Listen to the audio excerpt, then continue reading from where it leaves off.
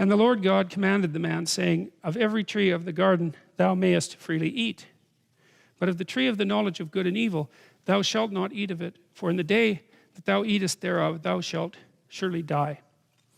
Well, there's this bunch of questions there that people have been puzzling over for a long time.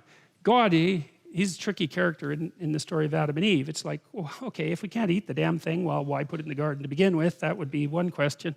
And you made us, and then you told us not to eat this, knowing perfectly well that the first thing we were going to do is eat it, because people are of exactly that type, which is that if you say to them with their insatiable curiosity, this is all fine and nice, but over here is something you should never look at, and then you leave the room, it's like everybody's over there trying to figure out what the hell that thing is instantly, right? Because we're curious creatures. And so you have to wonder exactly what God was up to here. And there's Gnostic speculation that the original God, this one, was not really a very good God. He was kind of an unconscious evil God, and that he wanted his creation to be unconscious, and so forbade them from developing consciousness, and that it was a higher God who, and maybe in the form of the serpent, who tempted human beings towards consciousness. And you know, that idea got scrubbed out of classic Christianity pretty early, although there's something that's interesting about it, and there are remnants of it in different forms that stayed inside the story. Like the idea that the fall was, you know, a terrible tragedy, but on the other hand, it was the precondition for the greatest event in history, which was the birth of Christ and the redemption of mankind. And so it's complicated, let's put it that way. God only knows what God was up to, but you know, this is a good example of that ambivalence. And to me, again, that it's an indication of the sophistication of the people who put these stories together. And I also consider this somewhat miraculous, because, you know, if you were just a simple propagandist of sorts, you wouldn't leave this sort of complexity in the text.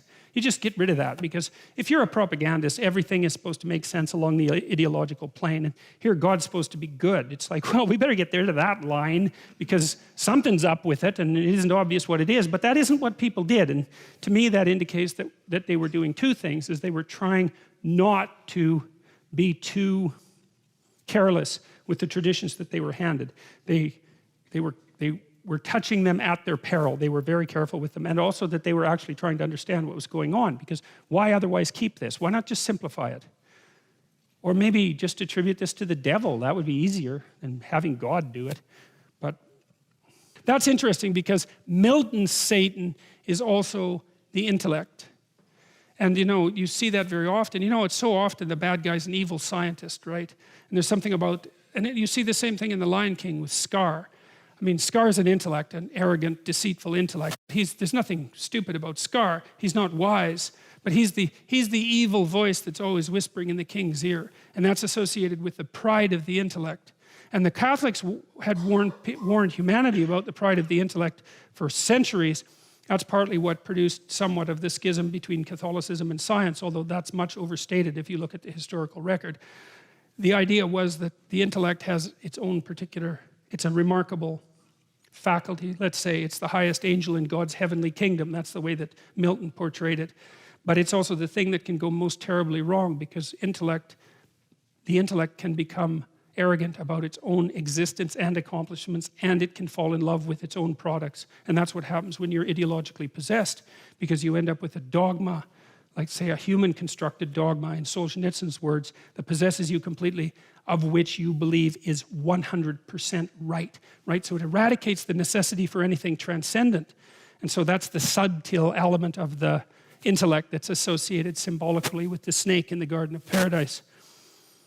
Of a feeling, sense, sensation, acute and keen, involving distinctions that are fine or delicate, especially to such an extent as to be difficult to discern or analyze, also almost imperceptible and elusive, having little thickness or breadth, thin, fine, subtle matter, now historical, rarefied matter, barely there at all. And the woman said unto the serpent, we may eat of the fruit of the trees of the garden, but of the fruit of the tree which is in the midst of the garden, God has said, ye shall not eat of it, neither shall you touch it, lest ye die. And the serpent said to the woman, ye shall not surely die. For God doth know in the day that you eat thereof, then your eyes shall be opened, and you shall be as gods, knowing good and evil. Sneaky, subtle. It's a nice story, eh? The first thing is, the instant implication is, well, you can't trust God. So that's pretty sneaky. And the next is, well, he's trying to pull a fast one on you. And the next one is, well, he's trying to do that because he's jealous and he doesn't want you to know things that he knows because that wouldn't be so good. And he's lying to you anyways because you're not going to die. And if you eat it, contrary to what you've been informed, then all that's going to happen is your eyes will be open and you'll be like gods, knowing good and evil. Well, that sounds pretty damn good. So, you know, and I mean, Eve, what does she know? You know, it's no wonder she's susceptible to such blandishments. And it's quite interesting too, because Adam and Eve, God tells Adam and Eve not to eat the damn fruit, but they never promise not to, right? So they haven't promised, they've just been told to. And well, should they be obedient? Well, how obedient do you want your children to be?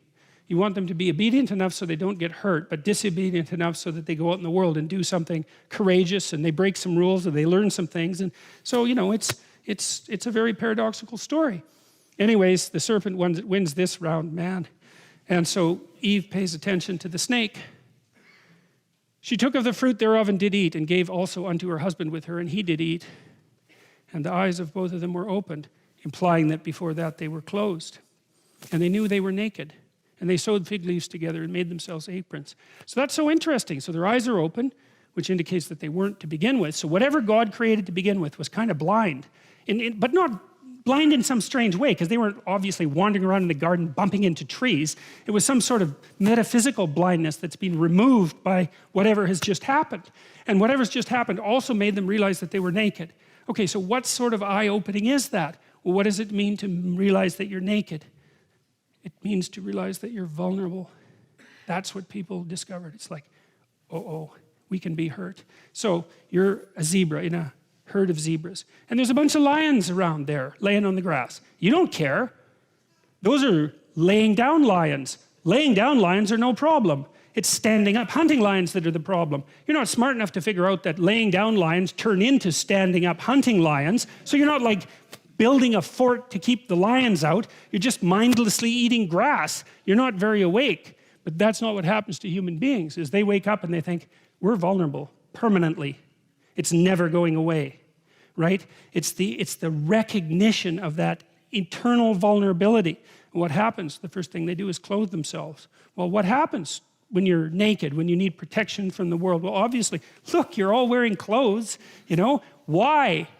Well, we've been doing that for a very, very long period of time. It's tens of thousands of years at minimum.